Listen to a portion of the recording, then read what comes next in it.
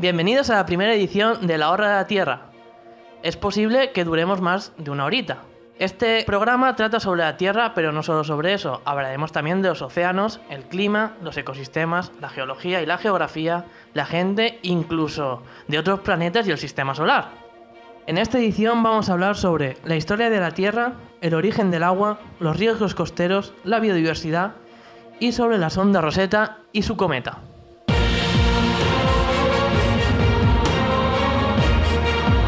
La Hora de la Tierra.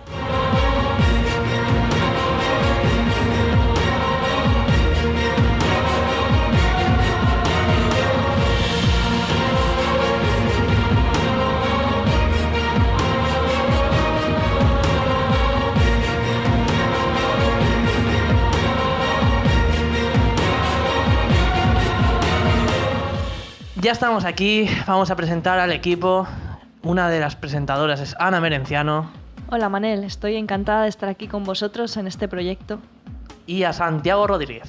Hola, soy Santi, sí, muchas gracias por tenerme aquí. Y bueno, y como ya ha dicho Ana, el que se está hablando ahora, Manel Alemany. En este episodio tenemos muchas buenas noticias para vosotros. Ha llegado la primavera, que la sangre altera, eclipses, mareas vivas.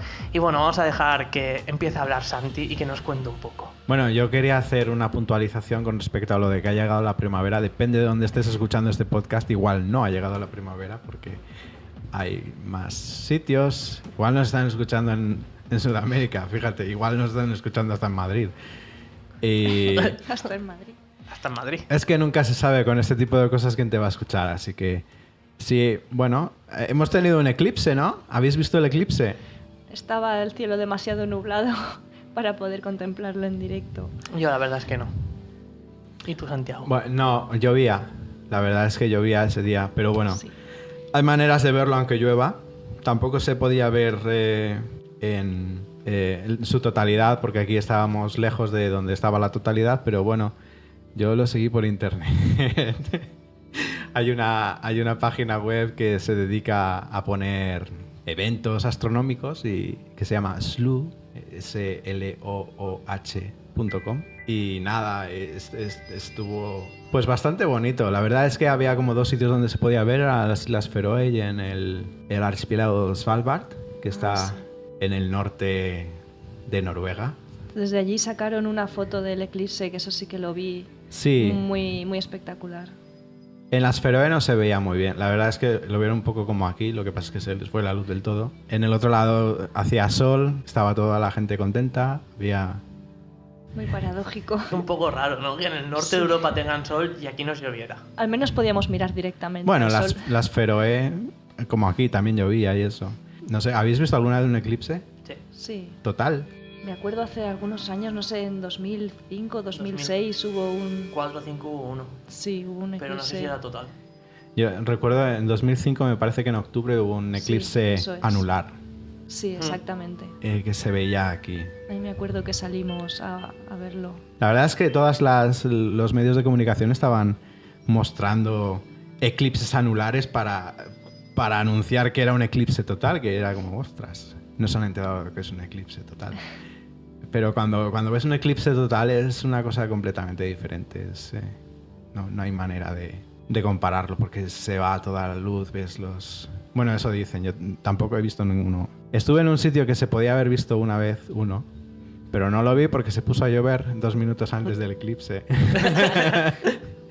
Esto fue como en el año 99 en Alemania y bueno, fue un poco decepcionante porque estaba en el sitio, fui a posta, estaba en el sitio indicado para verlo y aún así pues, y se veía hasta que quedaron 2 minutos y empezó a llover y empezó a hacer frío y... El tiempo. Fastidiando eclipses desde épocas inmemoriales. Y lo peor de todo no fue eso. Yo fui... Bueno, esto era en la ciudad de Múnich, en Alemania. Y entonces la gente que se quedó en el centro de la ciudad lo vio. Y la gente que nos fuimos a la party, que estaba en el Estadio Olímpico, donde en aquella época jugaba el Bayern, pues nos llevó encima. Así que fue una cosa muy local, ¿no? Fue una cosa de solo donde estaba yo. Es como el típico dibujo animado que solo le lleva en la cabeza, pues... Y nada, dentro de poco va a ser la hora del planeta. ¿Vais a celebrarlo? Pues yo la verdad es que no lo tengo muy claro aún.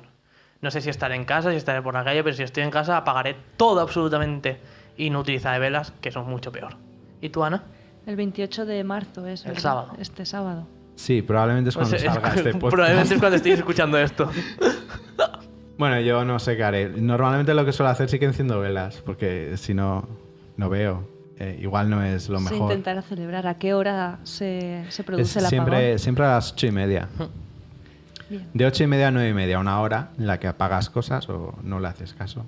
Yo suelo celebrarlo tocando la guitarra acústica. ¿Cómo? Con velas, como si fuese un unplugged de esos de la MTV. Eso ya cada cual hace lo que... No sé qué puedes hacer durante una hora sin luz. Pocas cosas, la verdad. Claro, porque hay gente Bueno, que... que aún... Puedes salir a la calle. Ya, pero hay gente, por ejemplo, dicen, hay gente que sale y para celebrar lo de la hora de la Tierra no tienen las luces puestas, Pero se va al bar. se van en coche por ahí, entonces gastan No, más de lo que... Es una hora a pasear, leer un libro si hace la suficiente con una velita también. Bueno, es una Es manera. una opción, es una idea. La otra es echarse una siesta de una hora. Bueno, yo creo que deberíamos empezar con el podcast. La verdad es que sí, que nos estamos liando Ir demasiado. al tema.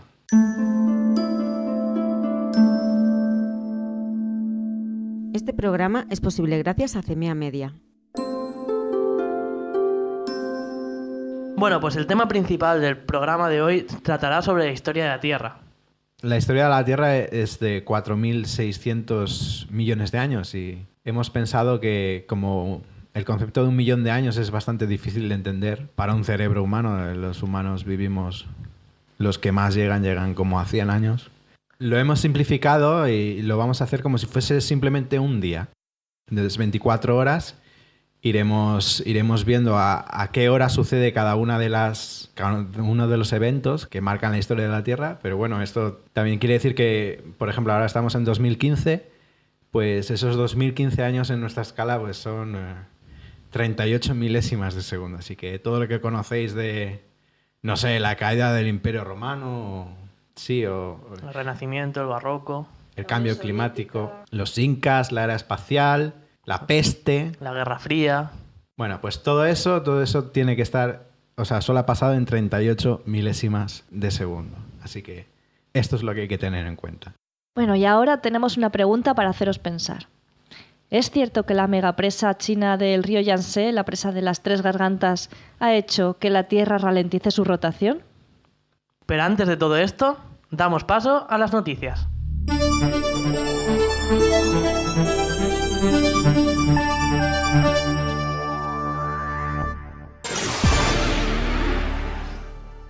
La Hora del Planeta se celebrará como cada año el último sábado del mes de marzo, de 8:30 a 9:30 hora local en todo el mundo.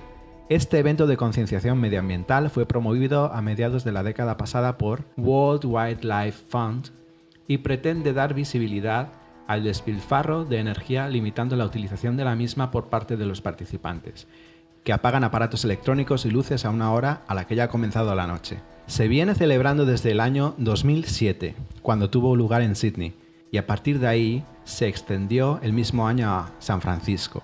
Desde 2008 se celebra a nivel mundial, así que será la 8ª edición del evento. El efecto se ha llegado a cifrar en una reducción de hasta el 15% de la demanda de energía normal, en la ciudad neozelandesa de Christchurch. Sin embargo, es una medida publicitaria y muy puntual. Se estima que el ahorro no es significativo.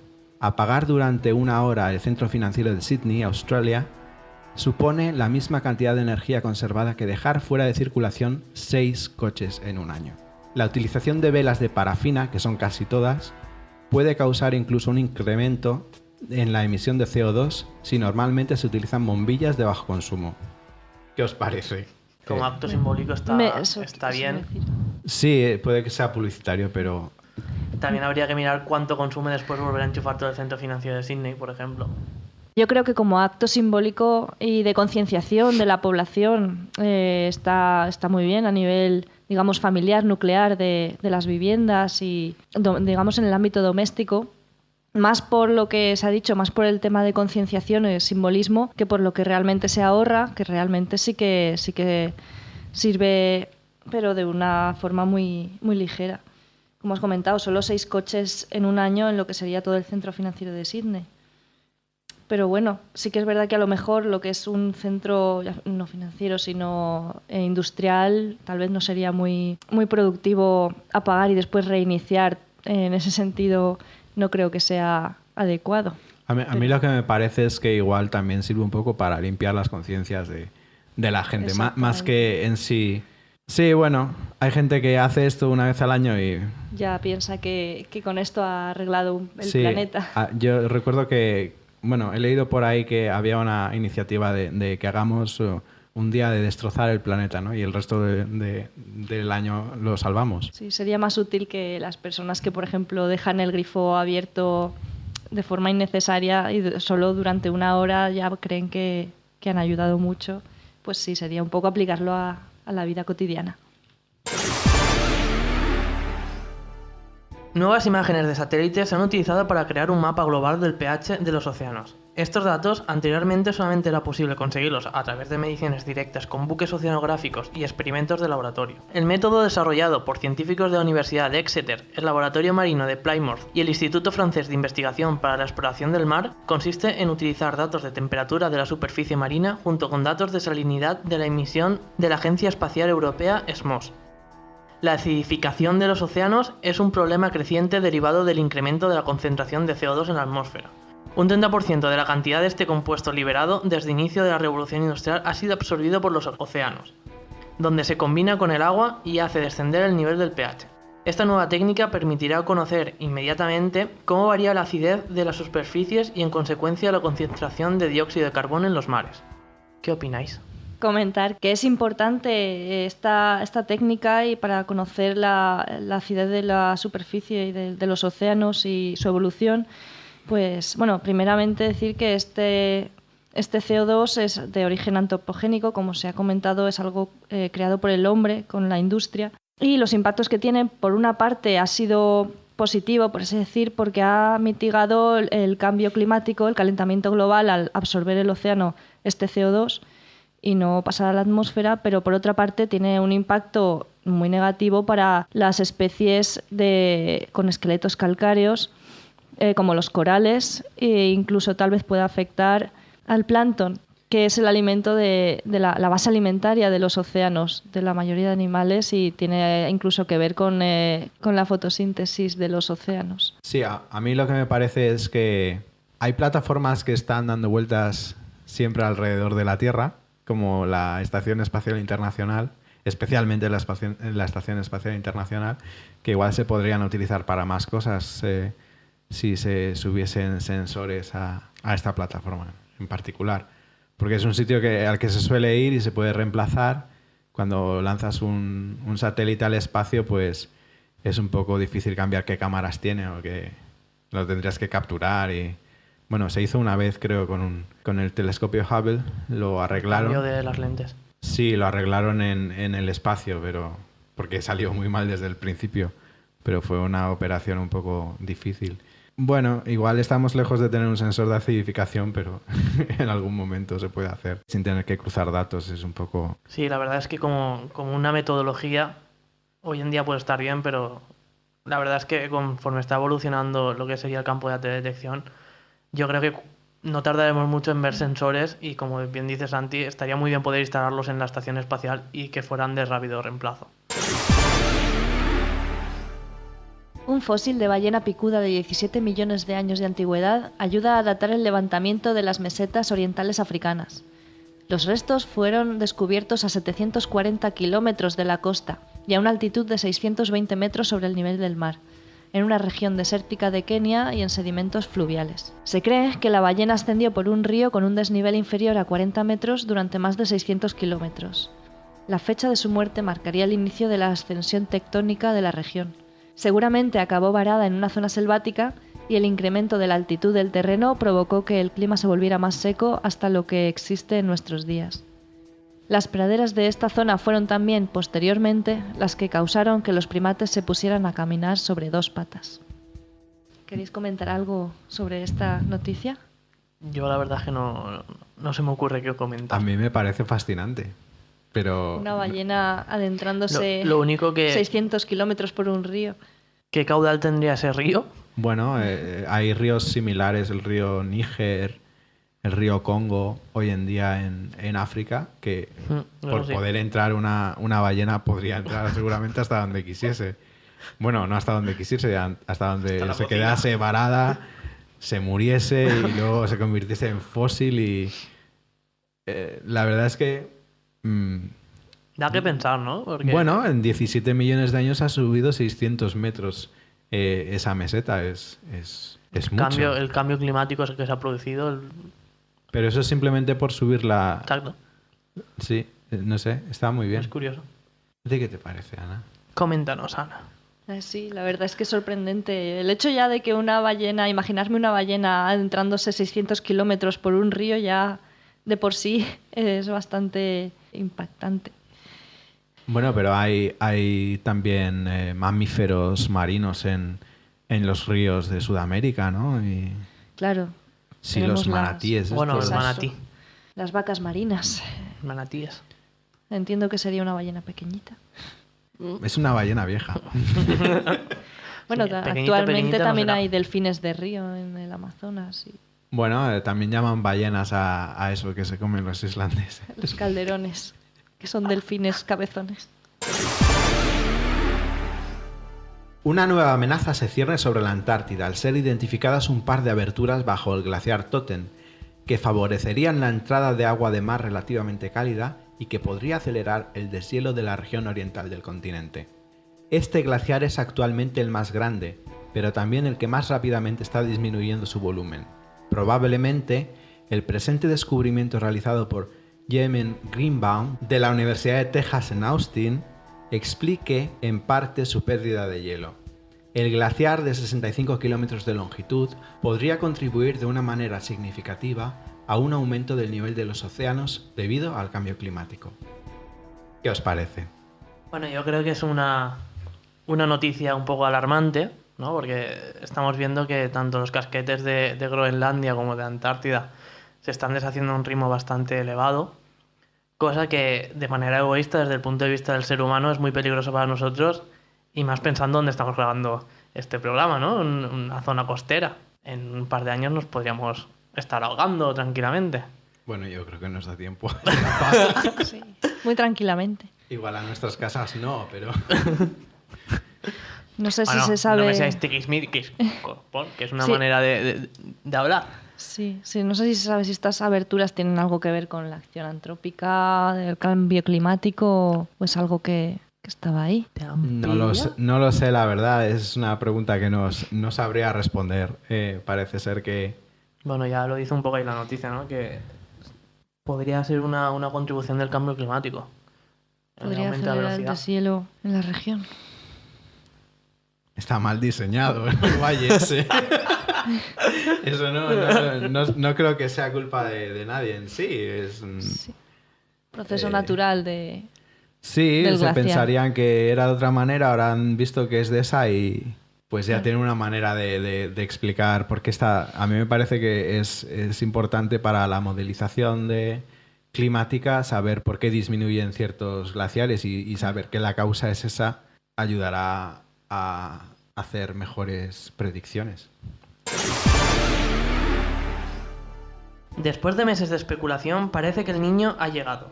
El Niño es un fenómeno a escala planetaria que causa sequías en la parte occidental del Pacífico, debido a una bajada de la temperatura de la superficie del agua y lluvias torrenciales en las costas del Pacífico Oriental, por una subida de las temperaturas marinas, y tiene este nombre debido a que suele coincidir con el periodo navideño.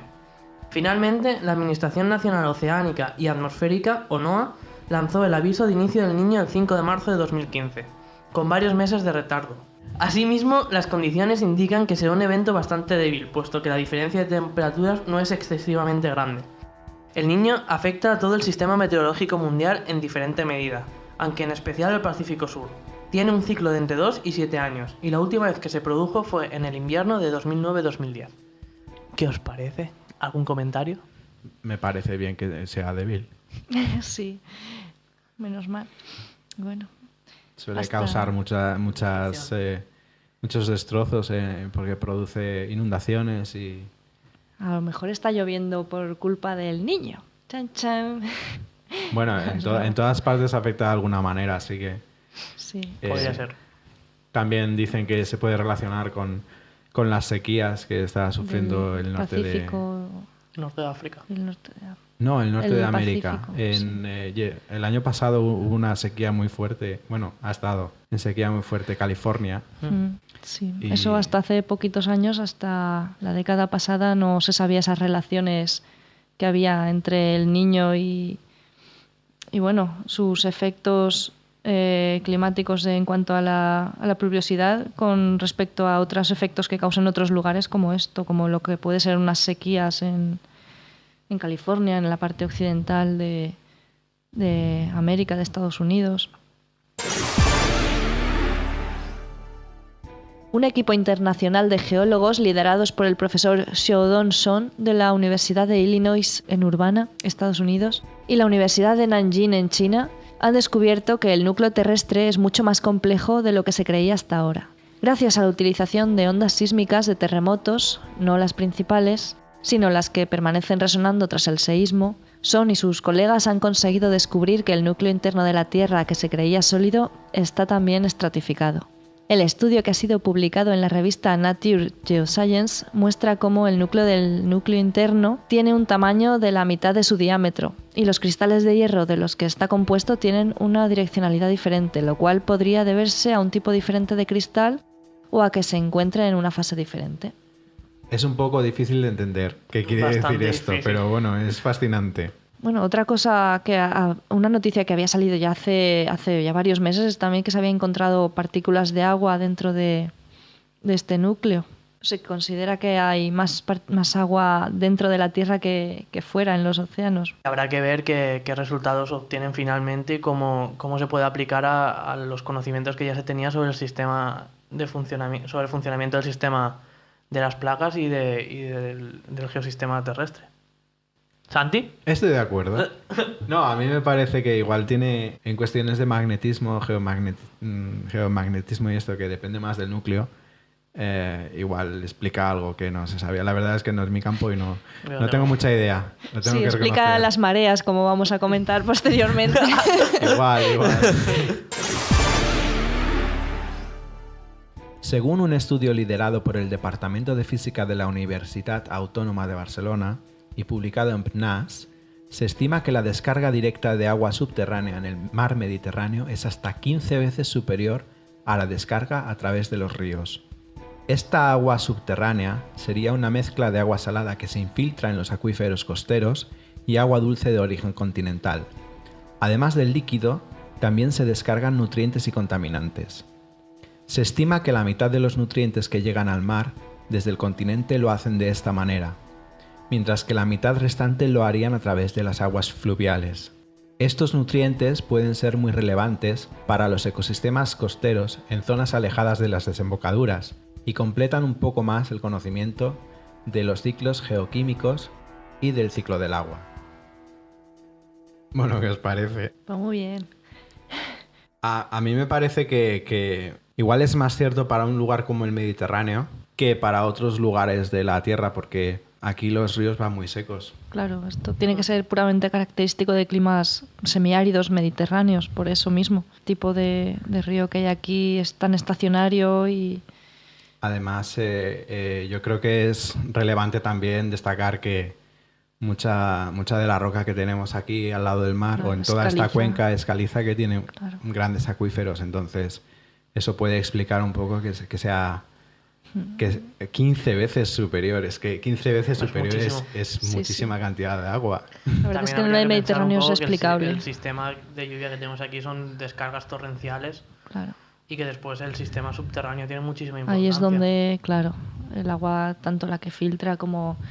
Un filtro. Y la importancia de gestionar los acuíferos. Cada vez estamos viendo que tiene más importancia una gestión sostenible de estas reservas de agua.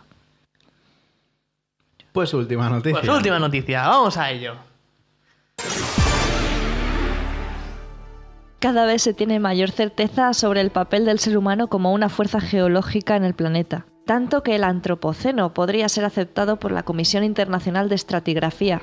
Aunque se trata de un término comúnmente utilizado durante la última década en la divulgación científica y en el periodismo, hasta el momento no se admite como un periodo geológico, digamos, oficial. A pesar de existir abundante evidencia de la huella de la actividad humana, incluyendo los plásticos, metales refinados, los nuevos minerales artificiales y los más que probables estratos urbanos y restos producidos por la agricultura en los suelos, así como la mezcla de especies o las trazas de metales pesados o radiactividad en los sedimentos actuales. Falta por decidir un dato vital para definir el antropoceno, como es su fecha de inicio.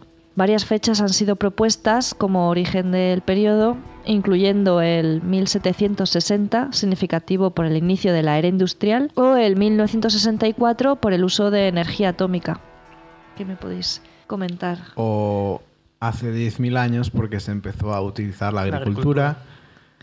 O en el año 1945 porque también la era atómica. Que sí empezó un poco antes realmente, con las primeras pruebas, con la bomba. Bueno, pues se podrían decidir muchos... Sí, es bastante subjetivo, por eso Realmente... si tenemos en cuenta ya desde el principio la agricultura, que ya ha modelado tanto, pues solo el hecho de los incendios forestales y las primeras talas han llevado ya al cambio del paisaje, de la erosión de las montañas, el cambio de las dinámicas fluviales. Desde ese punto ya de origen es bastante subjetivo indicar en qué punto de la humanidad comenzaría este antropoceno. Realmente estamos hablando que el antropoceno sería la era del hombre. Así Entonces, realmente el hombre empieza a tener un impacto cuando hace la agricultura. Las primeras agriculturas por silvicultura y por quema son de los mayores efectos que ha tenido el hombre realmente directamente sobre la naturaleza. Porque 1760, y no como bien ha dicho Santi, hace 10.000 años. Es una era un poco cuestionable realmente. Claro, tal vez... Bueno, pero no es... A ver, sí, la agricultura es un gran impacto, pero yo creo que también es cierto que no es comparable a... Claro. A la bomba atómica. A la industria. Obviamente, pero también... Tal vez estos estudios se centran más en el inicio de lo que cambiaría ya, digamos, para el cambio climático, que afecta ya a la atmósfera, a las emisiones de gases, a las dinámicas planetarias. Esto sí que podría ser a partir de la época industrial. O la era del hormigón. Los santos encofrades del grupo Satán es mi señor nos comprenderán. El hormigoceno. El hormigoceno. Hasta aquí la sección de noticias y ahora vamos a empezar con la historia de la Tierra.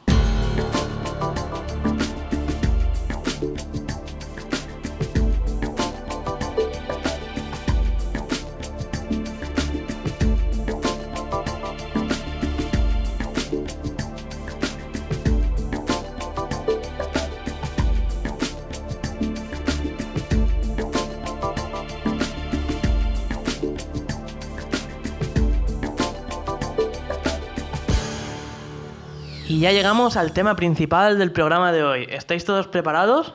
Preparado. Sí, preparados. Pues empezamos nuestro viaje en el tiempo.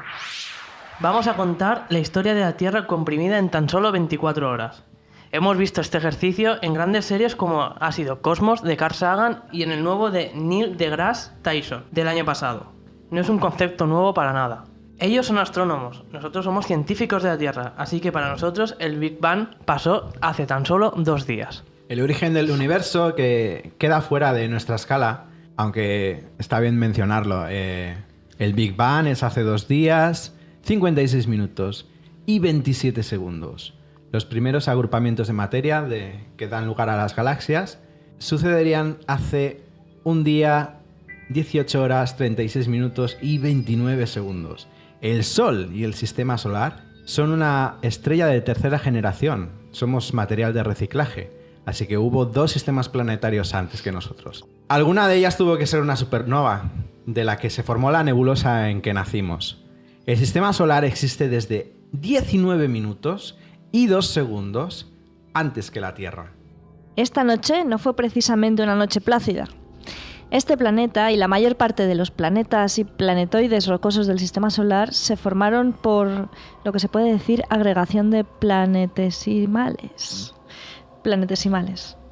Hay que imaginar piedras chocando y atrayéndose entre sí hasta formar una esfera que seguramente por la energía liberada por los golpes se hubiera fundido en sus materiales creando un nuevo planeta.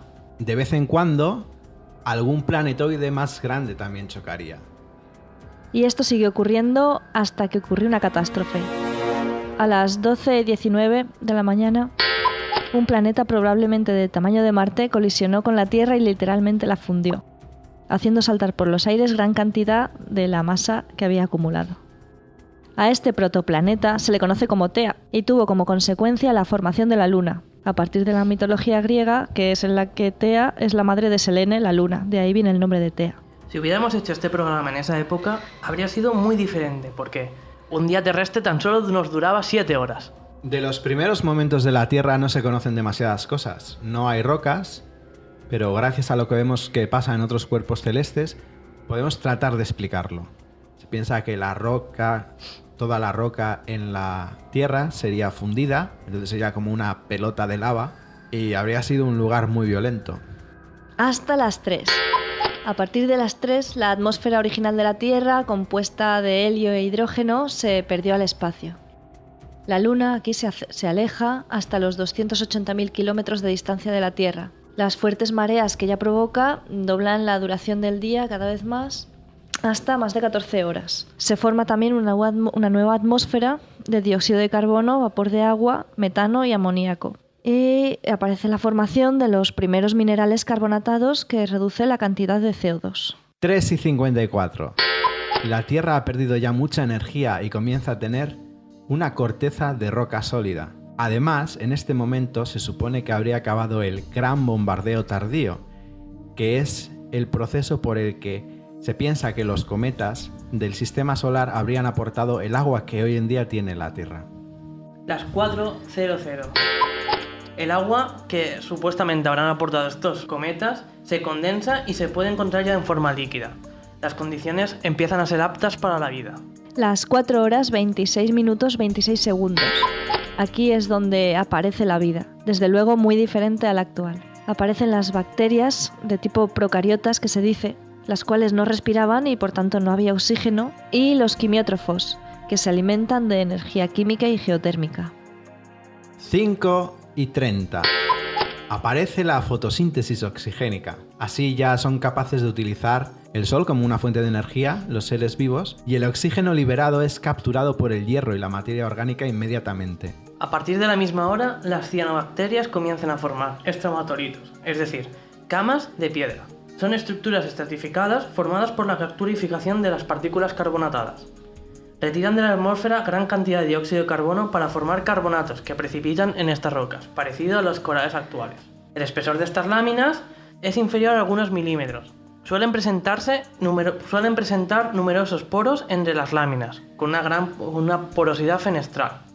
Se encuentran estromatolitos fósiles en todas las eras geológicas y uno de los indicios más antiguos de vida en la Tierra son las estructuras estromatolíticas de hace 3.500 millones de años encontradas en Warrawoona, Australia. Con el rozamiento de las mareas, el día ya era de 15 horas y el sol cada vez es más potente. Llegaba ya a una luminosidad como del 80% de la actual. 8 de la mañana.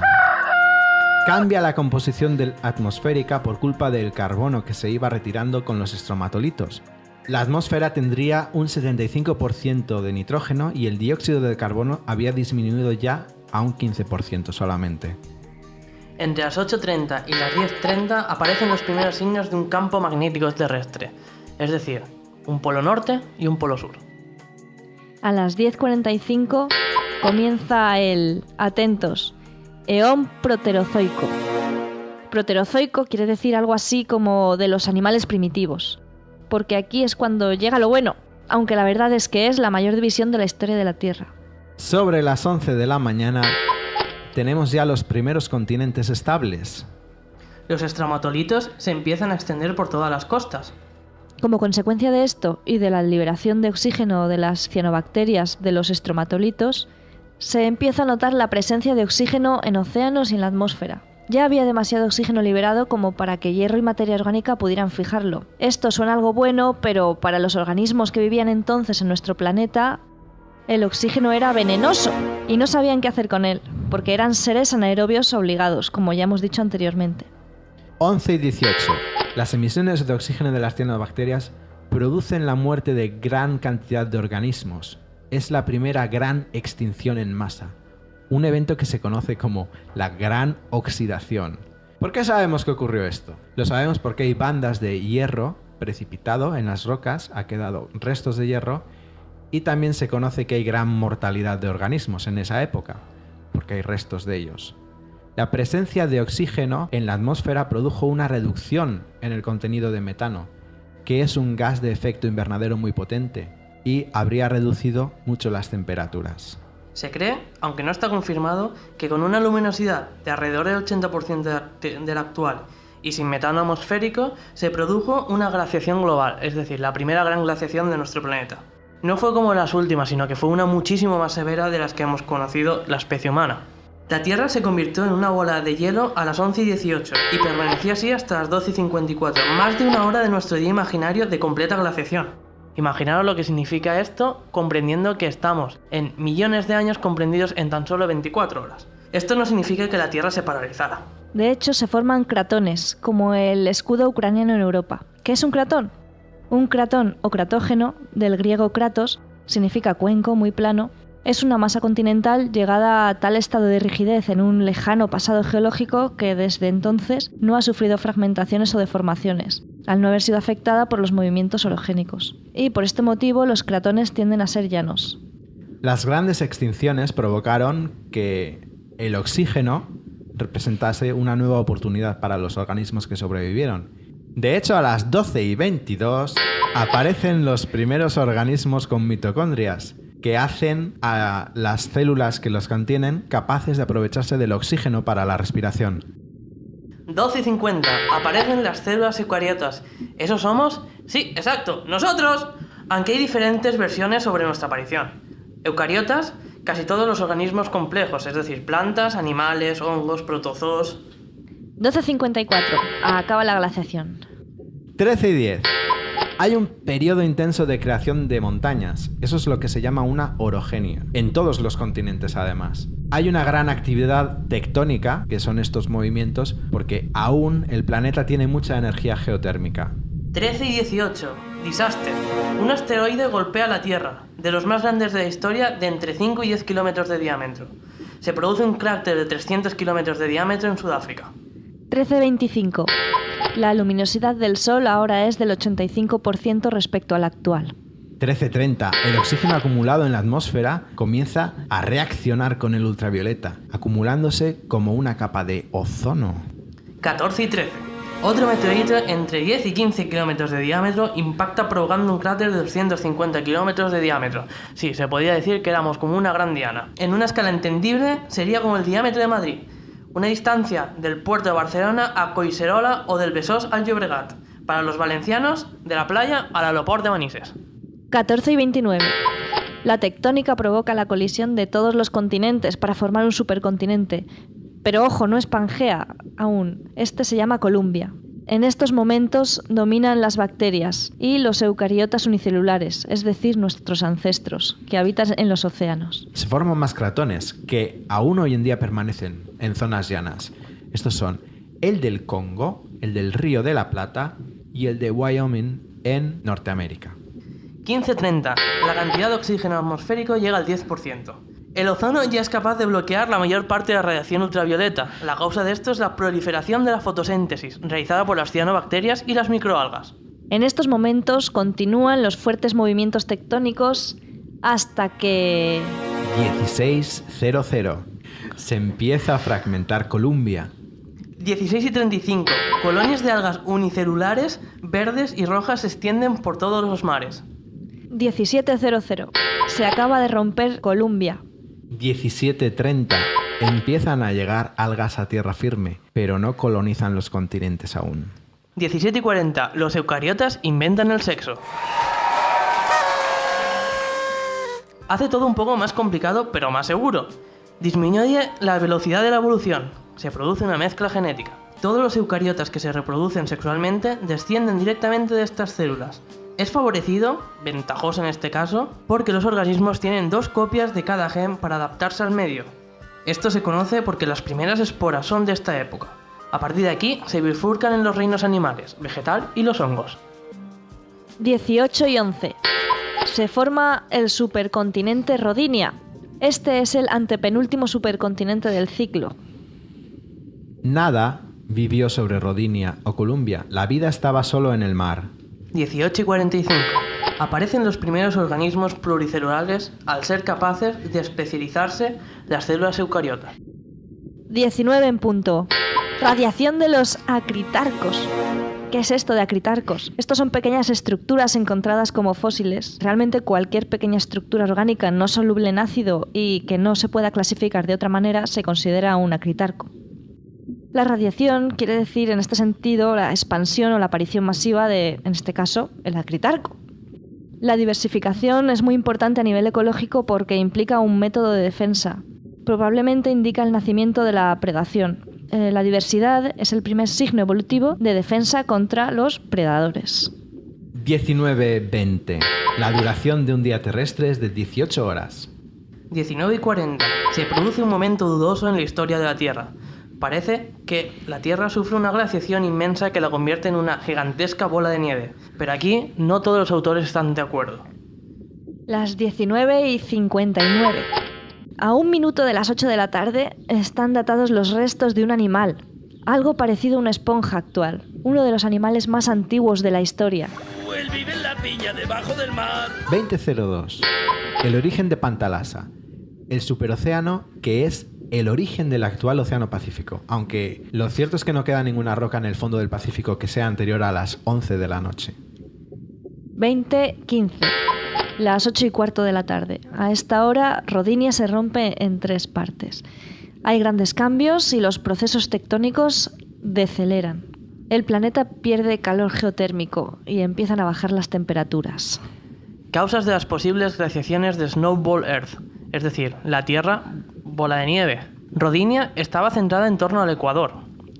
Se empieza a producir una intensa meteorización química, con lo que significa un alto consumo de CO2 atmosférico. Se produce una retirada muy importante de gas de efecto invernadero en la atmósfera.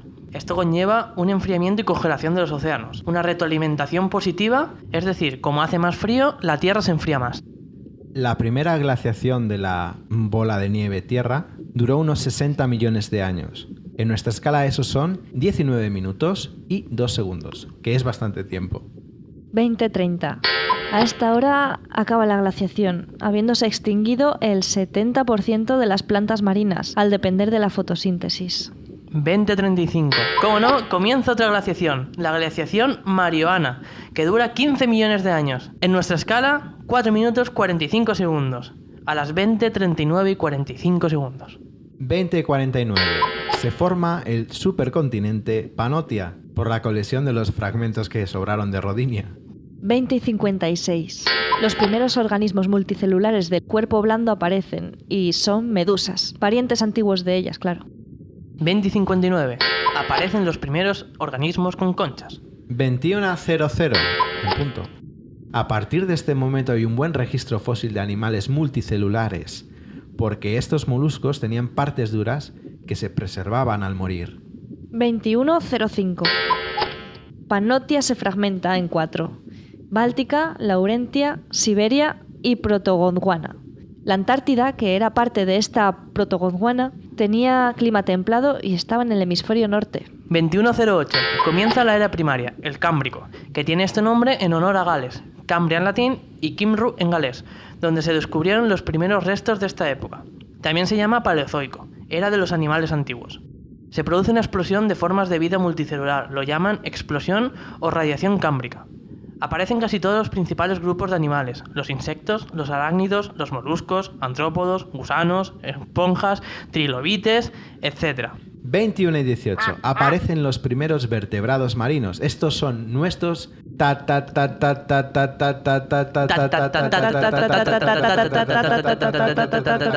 abuelos. La luminosidad solar alcanza el 94% del actual y el contenido en CO2 era en torno a 25 o 30 veces superior al actual. 21:25. Los trilobites son ya comunes en todo el océano. Son seres artrópodos, es decir, parientes de las gambas, las arañas, escorpiones o los insectos. Tenían un exoesqueleto y eran depredadores, comían plancton y eran carroñeros. Uno de los tipos de animales que eran más exitosos en los primeros momentos de la vida animal. 21:30. Los continentes de Báltica y Laurentia empiezan a colisionar, creando las estructuras montañosas más antiguas que aún se preservan en Europa y el norte de América. Los Alpes escandinavos, los Apalaches y las Scottish Highlands. Flora, Scotland. Excelente. Empieza a aparecer Euramérica, y esta colisión continúa hasta las 21:53. 21:35. Desciende el nivel atmosférico de CO2 de nuevo y se produce una serie de periodos glaciares, conocido como la Edad del Hielo Andino-Sahariana. 21:37. Comienza la colonización de la Tierra por parte de plantas verdes y hongos.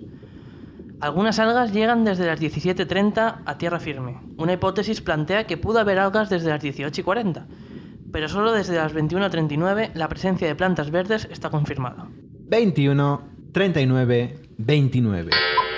Gondwana entra también en un periodo glaciar. La masa continental se había desplazado más hacia el sur. 21:39 y 40 segundos. En este momento se produce una gran extinción en masa, la segunda más importante de las que se tiene constancia. Es la extinción del Ordovícico silúrico y se cree que causada por la glaciación. El 49% de la fauna desaparece a esta hora.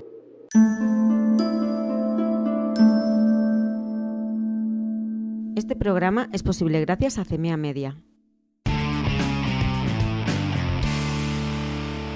Conceptos de las ciencias de la Tierra. La biodiversidad. ¿Qué es la biodiversidad? El concepto de biodiversidad aparece de forma oficial por primera vez en el Foro Nacional sobre la Diversidad Biológica de Estados Unidos, en el año 1985 y posteriormente en el Convenio sobre Diversidad Biológica de 1992 de carácter internacional, donde se define como la variabilidad de organismos vivos de cualquier fuente. La biodiversidad es, por tanto, la variedad de la vida sobre la Tierra, entre especies y dentro de las especies. También hace referencia a la diversidad de los ecosistemas o agrupación de seres vivos que interactúan entre ellos y con el entorno en el que viven, formando comunidades diferentes, ya que, por ejemplo, la biodiversidad que encontramos en un desierto cálido es diferente en tipología y en cantidad a la biodiversidad característica de, por ejemplo, una taiga o de una selva ecuatorial. La biodiversidad que se encuentra en la Tierra es el resultado de 4.000 millones de años de evolución, y actualmente existen unos 2 millones de especies identificadas. Esto es de por sí suficiente razón como para defender la conservación de la diversidad biológica, procurando un acceso además adecuado y equitativo y sostenible a los recursos biológicos y genéticos del planeta, ya que de ellos dependen en gran medida el desarrollo, el avance científico, la educación y la soberanía agrícola y alimentaria de los pueblos de la Tierra. Y es que el ser humano, desde que existe, ha aprovechado la variedad biológica y la variabilidad genética de las especies, creando como claro y primer ejemplo la agricultura y la ganadería, con especies domesticadas, seleccionadas, creando multitud de razas y variedades, y fomentando una diversidad genética de especies que nos han sido favorables para llegar a ser lo que somos, como las variedades de maíz, tomates, gallinas o razas de perro. Pero la biodiversidad que encontramos en los ecosistemas de forma natural es igualmente importante, además de por su propio valor intrínseco para, entre otras cosas, el avance científico y médico, ya que la gran mayoría de los medicamentos, vacunas, etcétera, que usamos hoy en día fueron descubiertos en toxinas y material biológico de seres vivos, muchos de ellos provenientes de áreas naturales con alta diversidad biológica como la selva del Amazonas. Destruyendo estos espacios naturales estamos en riesgo de perder, por tanto, una diversidad de especies que pueden ser potenciales curas para enfermedades, entre otras muchas cosas útiles. Algunos datos sobre biodiversidad. Os puedo decir que el país con más biodiversidad es Brasil, aunque esta peligra por la rápida desaparición de amplias zonas de la selva amazónica. Sin embargo, en cuanto a biodiversidad por metro cuadrado, el país más biodiverso sería Colombia. El menos biodiverso, por otra parte, es Groenlandia, seguido de Libia. Estos son desiertos frío y cálido respectivamente. Por otro lado, para hacer comparaciones, el Parque Natural del Montgó, una montaña en el árido y mediterráneo Alicante, alberga la misma biodiversidad vegetal que Inglaterra y 7 veces más especies endémicas que Alemania.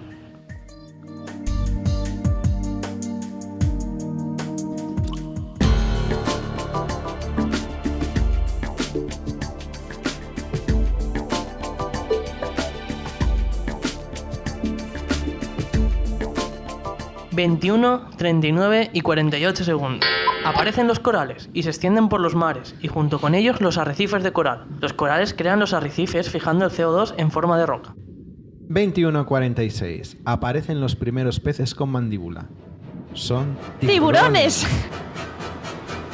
Por eso le dedican la semana del tiburón en Discovery. No eran tiburones como los actuales, pero tampoco han variado demasiado desde entonces. Lo que probablemente quiere decir que el tiburón es un animal muy bien hecho. Es exitoso para sobrevivir. 21:47. Comienza el Devónico. Su nombre hace referencia a Devon, al sur de Inglaterra. 21 y 48. Hay insectos sobre la tierra firme. Son los primeros animales que se aventuran fuera del medio acuático.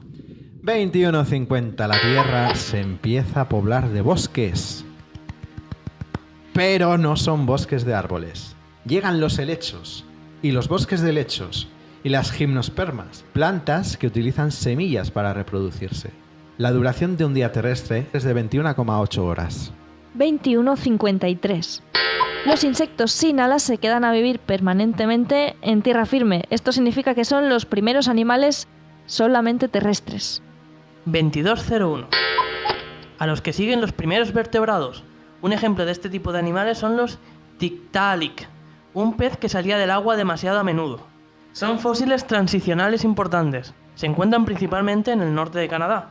El nivel de oxígeno atmosférico en este momento ronda el 16%. Aparecen los primeros anfibios. 22:01:22. Comienza una extinción en masa que duraría 20 millones de años. Esos son en nuestra escala 6 minutos y 20 segundos, es decir, hasta las 22:07:42. Supone la muerte del 70% de las especies marinas, anoxia en el océano y bajada de temperaturas superficiales de hasta 8 grados de media. 22:02:38 segundos. Aquí aparecen los árboles, los de verdad.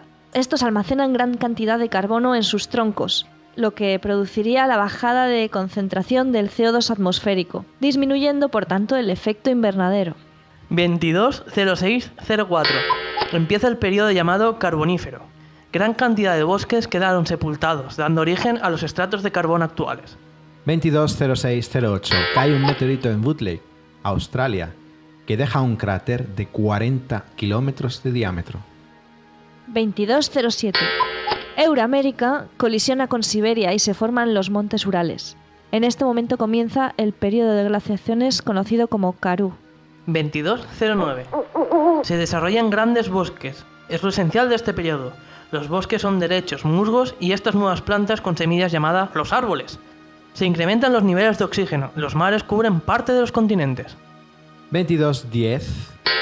Aparecen los primeros insectos alados. La naturaleza inventa el vuelo controlado, porque suponemos que ya había otros organismos volando, como las bacterias flotando, como hay hoy en día. 22:19.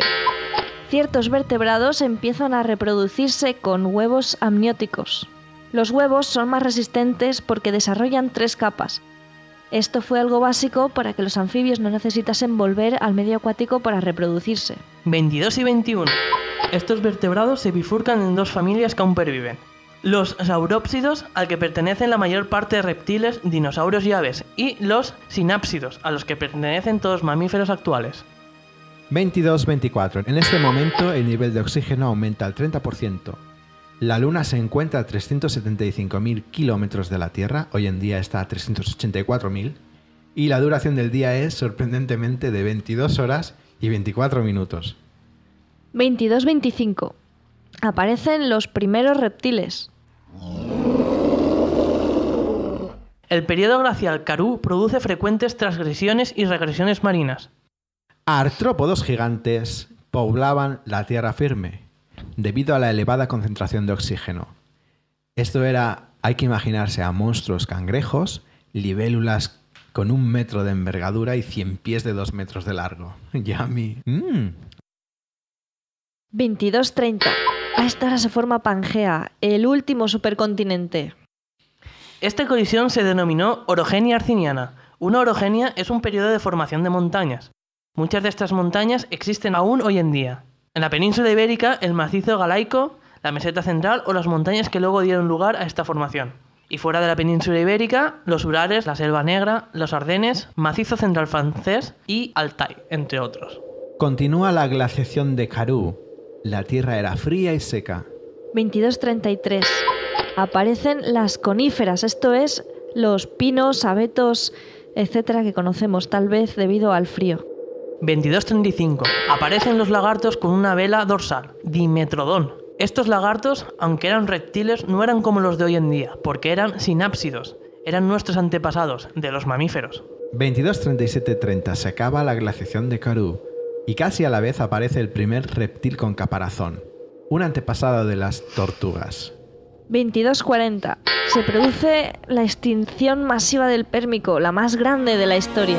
Los resultados terribles son el 95% de todas las especies marinas desaparecidas, el 70% de todas las especies terrestres desaparecidas, la Tierra dominada por los hongos, la temperatura llegó hasta los 50-60 grados centígrados en la Tierra y 40 grados en el océano, que no es poco. Y la vegetación no se vio tan afectada como los animales, por lo menos. ¿Pero cuáles fueron las causas de esta extinción masiva? El gran vulcanismo que se produjo en Siberia. Unas, digamos, erupciones de basalto de 1 millón de años que cubrió y que siguen cubriendo 3 millones de kilómetros cuadrados en Siberia Central. Y fue a la vez que la extinción, la liberación de dióxido de carbono, metano y ácido sulfídrico, aunque estos pueden tener otras causas. El sulfuro de hidrógeno podría deberse a la proliferación de bacterias anaerobias marinas. En consecuencia, los niveles de oxígeno descienden del 30% a tan solo un 12%. Un impacto de meteorito en la Tierra de Wilkes, en la Antártida, que tiene 480 kilómetros de ancho, pudo haber contribuido a la separación de Australia y la Antártida. En esta extinción se considera que se acaba la era primaria o el Paleozoico. Son las 22:40 y comienza el Mesozoico. Como el planeta había quedado casi desierto, los supervivientes se extendieron y recolonizaron la Tierra. Los más exitosos en recolonizar fueron los reptiles, que son los grandes protagonistas del secundario, al que se le llama también Era de los Reptiles. El clima era árido y seco. La mayor parte de los sedimentos del Triásico, el periodo inicial del secundario, son areniscas rojas y evaporitas. Se intuye que había multitud de desiertos. 22, 43 y 53. Aquí aparecen los erizos de mar. 22, 45 y 28. Aparece un nuevo tipo de reptil. Ya había lagartos, ahora también habían lagartos terribles, dinosaurios. Algunos de ellos eran pequeños como el Coelophysis. Hay grandes reptiles marinos como el ictiosaurio y el plesiosaurio, que a pesar de su nombre no eran dinosaurios. 22, 48, 38. Aparece un protomamífero, Adelobasileus. 22-50. Las tortugas aparecieron como un animal exclusivamente terrestre. 22, 52, 07. Un meteorito que deja un cráter de 100 kilómetros impacta contra Quebec. 22:55. El primer mamífero verdadero, el Morganeucodon, deja evidencias de su existencia en Glamorgan, Gales. Pangea se empieza a fracturar. Los depósitos más antiguos que lo prueban son de este momento y muestran la separación de dos zonas vecinas, la actual Nueva Jersey y Marruecos. 22-56-09. Acaba el Triásico, la primera parte del secundario, con una extinción masiva especialmente severa en el océano, Pantalasa. Todos los reptiles marinos, a excepción del Ictiosaurus y el Plesiosaurus, desaparecen. La mitad de las especies vivas desaparecieron, muchos nichos ecológicos quedan vacantes y eso abre el camino a la expansión de los dinosaurios en el Jurásico. Como Pangea se empezó a romper en esta época y se supone que eso causaría mucho vulcanismo, puede ser una de las causas de la extinción. Se sabe que fue rápido, unos 10.000 años. Pudo deberse a un cambio climático. Hay un cráter datado en Francia de 201 millones de años, pero se considera demasiado pequeño para una extinción tan grave. 22-56-41. Comienza el Jurásico. La Tierra es cálida no existen los casquetes polares. Las plantas dominantes son ginkgos, coníferas y cícadas. Hay herbívoros gigantes y carnívoros crueles. Un poco como en las sabanas africanas hoy en día, pero son reptiles, son dinosaurios. Y hay reptiles voladores, los pterosaurios, que no son dinosaurios. Pero la última hora de la historia de la Tierra en un día la contaremos en nuestros próximos episodios, porque es mucho más detallada y hay muchas cosas que contar.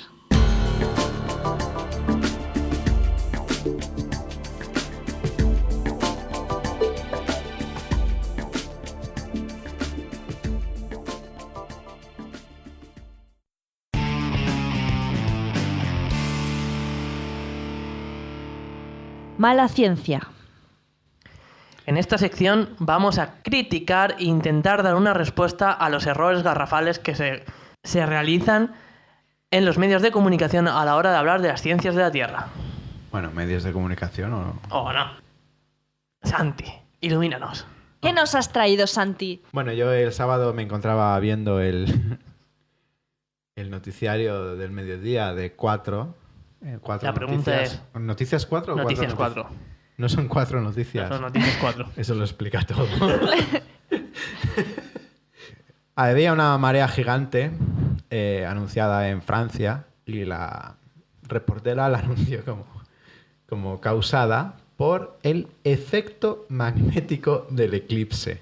La diferencia entre una y otra marea es de 5 metros. ¿Y por qué ocurre esto? Pues por el eclipse. El Sol y la Luna hacen de imanes con el océano y como ahora mismo se encuentran alineados, se produce ese efecto magnético. Este fenómeno no se volverá a producir hasta el... Bueno, aquí la palabra clave es imán y magnético. A decir verdad, no es el único medio que dijo esto. Lo he encontrado también en La Voz de Galicia y en el ABC, en los periódicos online. Y ambos periódicos, la televisión no, pero los periódicos citan a un científico del Servicio Hidrológico de Francia que se llama Éric Langlois. Y al parecer da la sensación de que el científico lo que utiliza es los imanes como metáfora. La cuestión es que en cuanto a los medios de comunicación dicen atracción, o sea, en vez de decir atracción dicen efecto magnético. Lo que muestra que no han entendido la metáfora, obviamente, porque no mencionan la gravedad en ninguna parte de su discurso.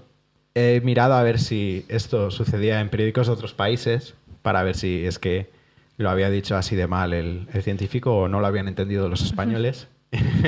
Y tengo que decir que he encontrado en periódicos de otros países lo mismo del efecto magnético. He encontrado en 2 periódicos croatas mencionar el efecto magnético citando al mismo hombre. Luego hay periódicos alemanes que le citan, pero no dicen nada de magnetismo excepto para el turismo, porque ha sido muy importante en el Mont Saint-Michel, especialmente. Y hay uno de esos periódicos alemanes que se llama Die Welt, que menciona la palabra Anziehung, que eso quiere decir en alemán atracción. Así que esto sí que lo entendieron. Menos mal. Bueno, lo que me gustaría aclarar es que no hay nada de magnético en las mareas marinas terrestres. Es debido a la gravedad. Pero como no me quería quedar corto, pues he pensado, bueno, a ver si estoy metiendo yo la pata y hay algún efecto magnético, ¿no? Entonces me puse a buscar. Investigar ahí. Sí, en Google Scholar me puse a buscar para no quedarme a medias y... Bueno, para la gente que no sabe qué es Google Scholar, es Google académico. Ah, sí, perdón. Es que si buscas en inglés encuentras más resultados. Google Sí. específico de investigación científica y académica. Sí, hay que tener cuidado también con Google Scholar porque a veces Mete la gamba bastante.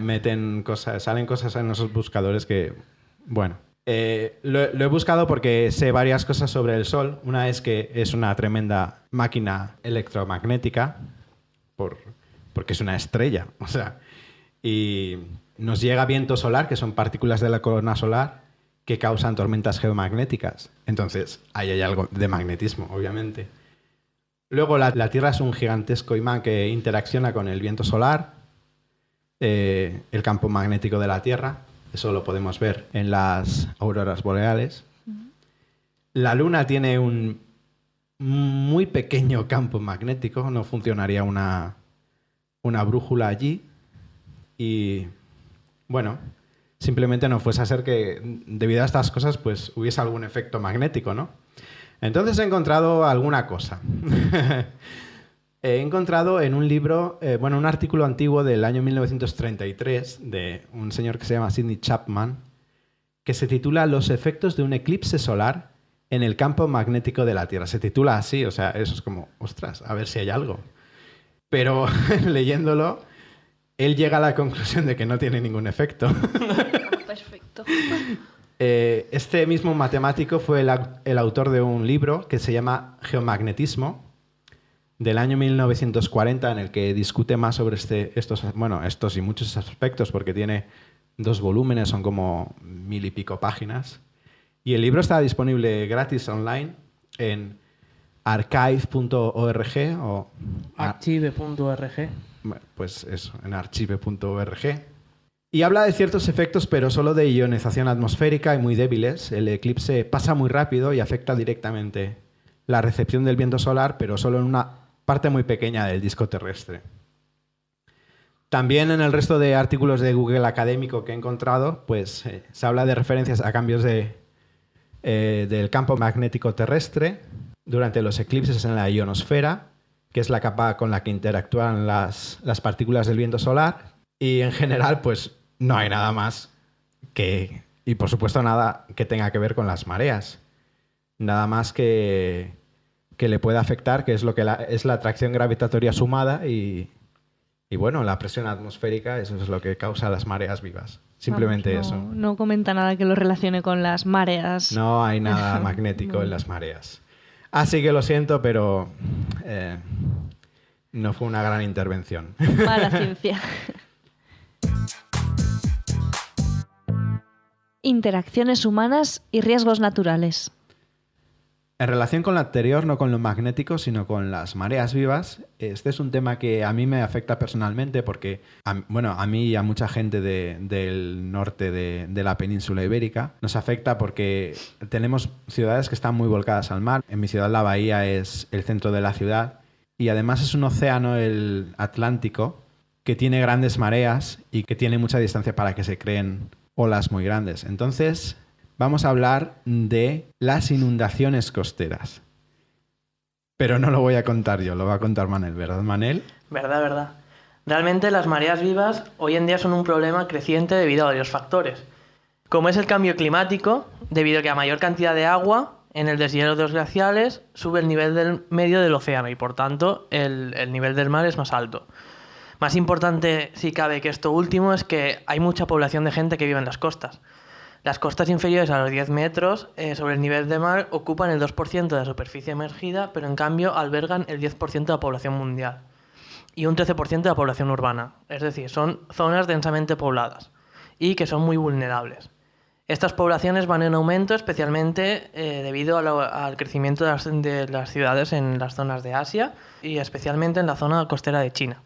Estas ciudades se producen en grandes concentraciones en espacios especialmente vulnerables como son los deltas. En el caso de Asia tenemos el delta del Mekong, del Yangtze o el Ganges. En Europa, los Países Bajos e Inglaterra son algunos de los mejores ejemplos. Y por último, en África encontramos el Nilo. Muchas islas pequeñas añaden población a las zonas de riesgo. En ocasiones la población o falta de esta en las costas de un país se debe a razones históricas. Valencia, por ejemplo, tiene sus núcleos históricos relativamente alejados del mar y se han ido acercando poco a poco al volverse una tierra más turística. El hecho de que haya tanto suelo urbano es muy significativo, debido principalmente a que en las zonas costeras se produce la mayor concentración de gente y son las zonas más vulnerables, también debido principalmente a que el suelo no infiltra. Las alineaciones astronómicas, como los eclipses o en general la luna nueva o llena, crean mareas vivas por el incremento del efecto gravitatorio, que no magnético, como bien ha explicado antes Santi.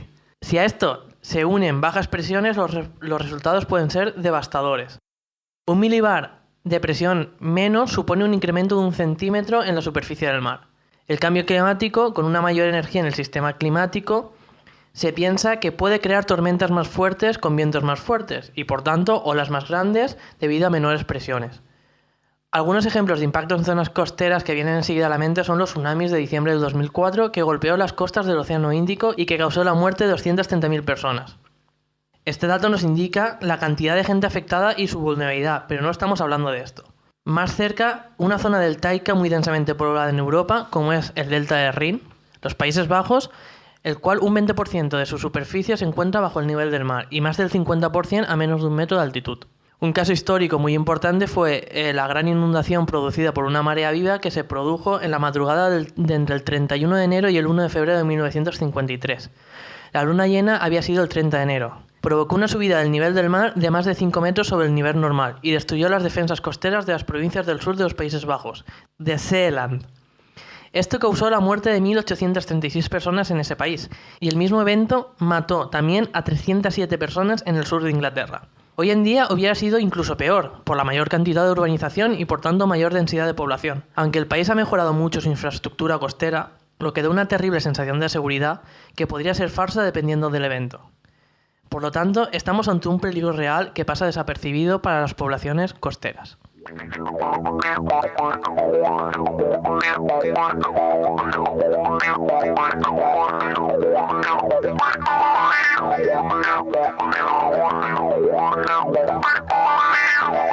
Planetología y sistema solar. Hoy vamos a hablar sobre la sonda Rosetta y sobre lo que ha descubierto. Esta vez va a ser Santi quien nos cuente un poquito más sobre esta sonda. ¿Qué es la sonda Rosetta, Santi? Bueno, la sonda Rosetta es un proyecto de la Agencia Espacial Europea que ha estado durante 10 años viajando para llegar hasta un cometa y ponerse en órbita alrededor de ese cometa. Entonces, los cometas son importantes para estudiar el nacimiento del sistema solar porque se supone que son así de viejos, están así desde el comienzo del sistema solar y entonces pueden tener pistas sobre la formación de la Tierra o sobre la formación del sistema solar. Y ese es el interés que tienen.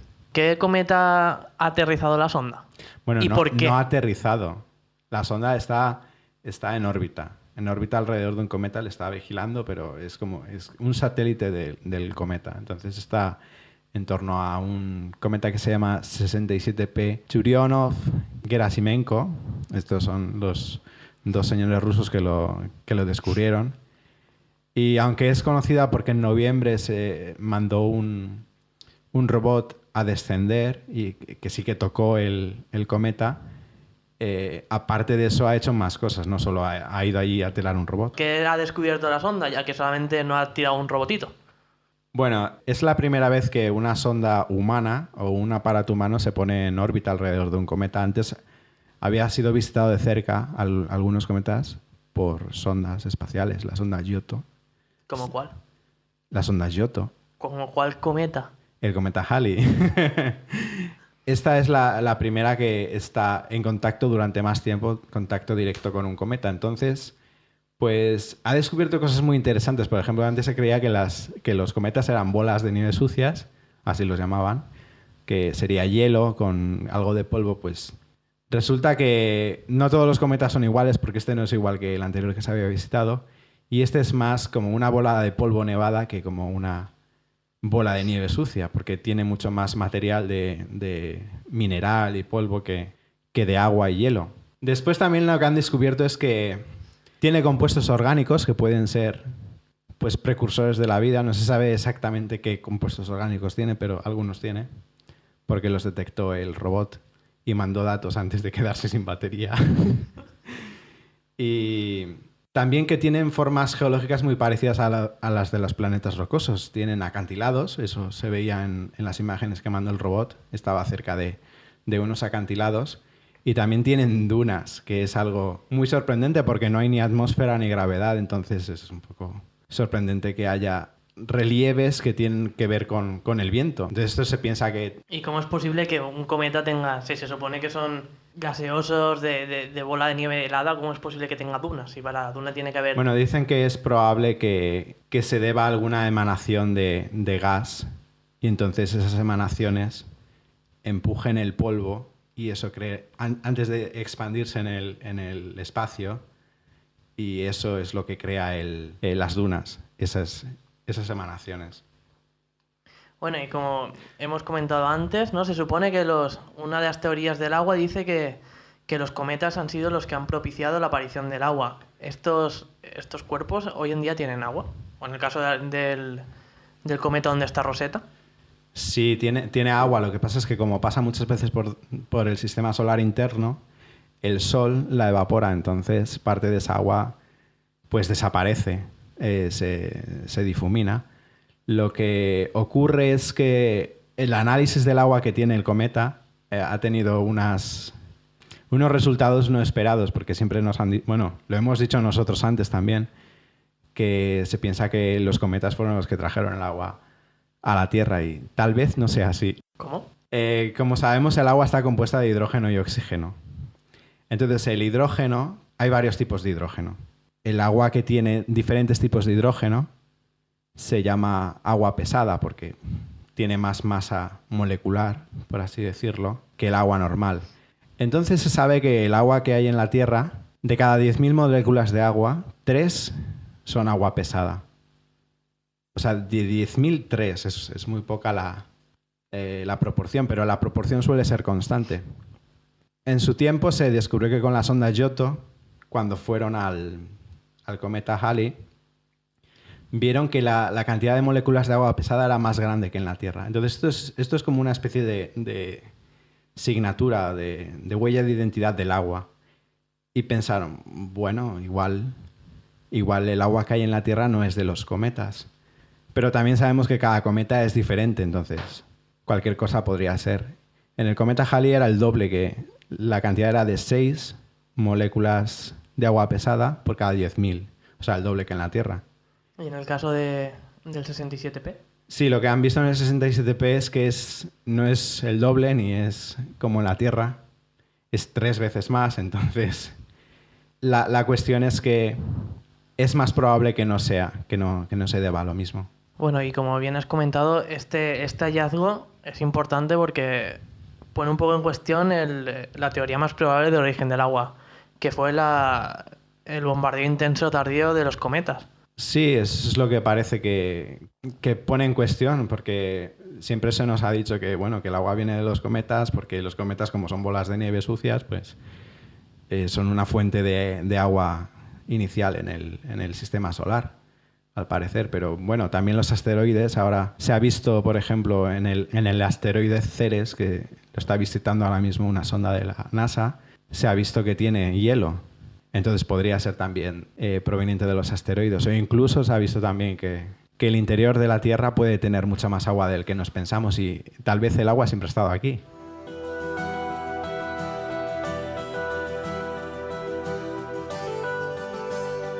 Bueno, y ya solamente para finalizar, nos falta que Ana nos dé respuesta a la pregunta que hicimos al principio del programa. ¿Es cierto que la megapresa china en el Yangtze, o presa de las Tres Gargantas, ha hecho que la Tierra ralentice su rotación? Bueno, pues esto es una controversia que existe ya desde hace años, por lo menos desde el 2011 hay noticias que se dice que sí, efectivamente, algo ha afectado a la rotación de la Tierra, pero esto, como todo, es algo subjetivo y relativo. Según expertos de la NASA, por culpa de esta presa, la presa de las Tres Gargantas, la más grande del mundo, se ha alterado el rumbo de rotación de la Tierra 2 centímetros desde su eje. Pero esto lo que supone es un incremento de horas de luz de un 0,06 de milésimas de segundo. Es decir, nadie va a despertarse un día, va a ver que se ha hecho de día antes de tiempo, que se ha hecho de noche antes de tiempo. Y de hecho, estos cambios de rotación del eje pasan prácticamente a diario. Es algo que ocurre, que lo fomentan las mareas, los terremotos y maremotos, etc. Lo único que, claro, dicho así, creado por un elemento humano, parece que suena mucho más impactante. Realmente, como dice el catedrático Miguel Sevilla del Instituto de Astronomía y Geodesia del CSIC, es algo que parece asombroso, pero que sucede todos los días. El eje de rotación continuamente está moviéndose y es algo que muchas veces no se puede tampoco predecir y que no debería quitarnos el sueño. Hay muchas otras cosas, sin embargo, producidas por esta presa que nos afectan mucho más, que afectan mucho más a su entorno, como es el impacto, el enorme impacto ambiental que tiene, ecológico, debido a la contaminación y a los cambios que produce en su entorno. Bueno, pues muchas gracias por tu respuesta, Ana, y hasta aquí vosotros. llega el primer programa de La Hora de la Tierra. Muchas y gracias, gracias a ti Manel. también, Santi, por haber participado. Gracias. Hasta pronto. Y hasta aquí llega nuestro programa. Muchas gracias por escucharnos y si queréis contactar con nosotros lo podéis hacer vía Twitter en @horatierra o bien en nuestra página de Facebook La Hora de la Tierra. El tema del próximo programa tratará sobre los deltas del Mediterráneo. ¡Hasta pronto!